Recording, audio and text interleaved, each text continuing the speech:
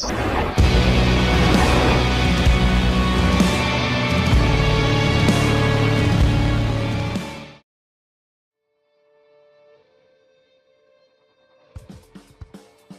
to a Lost Explorer. This is a fictional travel blog through the procedurally generated universe of No Man's Sky.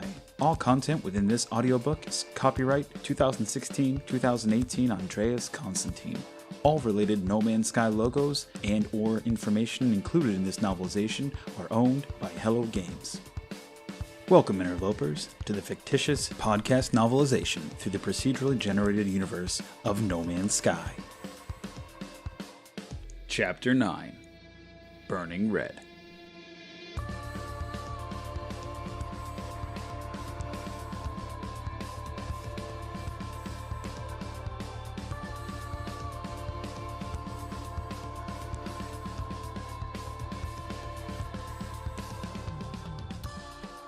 The fireflies were not candles, but giant burning orbs, storage spheres adjacent to the ship's hull, which once stockpiled the freighter's supply of oxides and isotopes.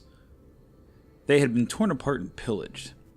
I felt that what hope the three of us had rekindled would soon be extinguished, along with the fires.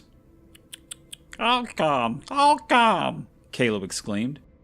Arya had moved close to Kalo, then placed her arm over his shoulder, letting him know he wasn't alone. Kalo maneuvered the hauler across the freighter's superstructure. Most of the turrets had been destroyed, the plating pocketed by blasts and explosions. Slowly taking account of the damage, he seemed to be calculating something in his head while mumbling words in Gek that I could not begin to fathom. I looked at Arya for an indication for what lay ahead, but she was preoccupied with comforting Kalo. So I risked asking, "What now?" Now we land on Peppered Freighter to see what to fix. If freighter can be fixed, lots and lots of supplies we need. Hauler will need to work hard. We will need to work hard. But we see if we have any crew left alive. Kalo gently sashayed the hauler to the far end of the freighter while trying to observe as much of the damage as he could before finally touching down. The bridge was still intact, as was the docking area. The blue flight deck shields were still functioning, and so we flew straight into the docks and landed. The docks were empty, save for one battered shuttle and a fighter that had seen better days. Who or whatever had attacked the freighter seemed to have taken what they wanted and left. Still, Caleb was not taking any chances. He opened a narrow cabinet in the back of the cockpit beside the door and passed us each a multi-tool. Arya a pistol, a rifle for myself, and he holstered a bizarre alien contraption, which was part mechanical, part organic. Trusty number 7 has shot plenty of pirates. I could see Caleb was happy to see his old red and gray freighter parked at the docks, with a large number, 7, painted just behind the canopy, still intact on the dock. Too old for stupid pirates to take. He laughed. They know nothing about freighter.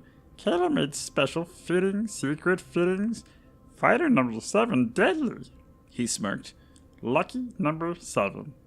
The three of us quickly made our way over to the bridge, with Kalo leading the way. There had been fighting. Laser blasts pocketed the corridors, with the final blast door breached. The last stand was fought over the bridge, with damage evident on all 3 open levels. Storage cabinets had been blown open, computer terminals taken apart on the top deck. It was as if someone was trying to hack the ship's main computer. The communications console desk had been blasted into oblivion to prevent anyone from sending a distress signal. The central navigation console, however, was still displaying a 3-dimensional image of the present planetary system, so it seemed intact. But the crew was missing. It's as if they were looking for something. The computers have been hacked, but not destroyed, I said. Kalo, is it safe?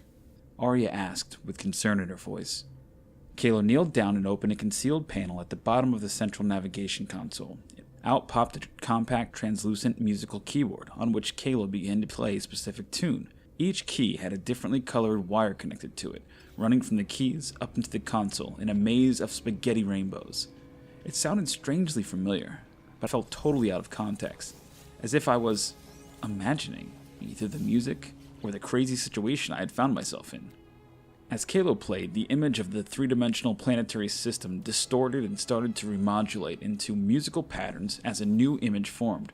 A strange, dark mold began to form in front of my eyes. At its center, a burning red sphere pulsated. Before the image could become coherent, Kalo stopped playing. The console and the planetary system reappeared. It's safe. Kalo said, taking a deep breath. He closed the console, stood up. Arya saw my confusion, but turned her attention to Kalo. They'll be back. They don't have it. They couldn't find it. We need to go now. She had lost her steady voice, and the fear was evident. That tune, it was familiar. How is it I know it? I directed my question to both of them. It's just a password for console. But Kalo plays music too, so maybe you hear Kalo's great performance. Known in many geek systems. Yes, very popular. Kalo answered proudly while making some strange gurgling sounds. You're imagining things. Arya said, trying to reassure me. And now I'm imagining sounds. Is that a knock? No, you're not imagining it. I can hear it too, I said, turning to look in the direction the sound was coming from. Come. Kalo instructed us to follow him to the back of the bridge, then up the stairs connecting the different levels of the bridge, back across an upper conduit spanning the docks below, and ahead to the hydroponic bay. The door was sealed, but there was a steady knocking sound coming from within. Kalo came forward and entered a pin number with one hand, weapon at the ready with his other. I took aim on the door with my rifle. Arya kept at her distance behind us. I noticed she wasn't holding the pistol. The door opened, triggering a remote beacon. Kalo hissed and exhaled loudly, saying, No trouble, but crew's safe. 5 Geks were tied and gagged in a row, their backs against the wall. Quickly! Help me untie! I entered the bay with Kalo, and together we saw a multitude of stars cross our eyes as a loud thump shuttered the back of our skulls.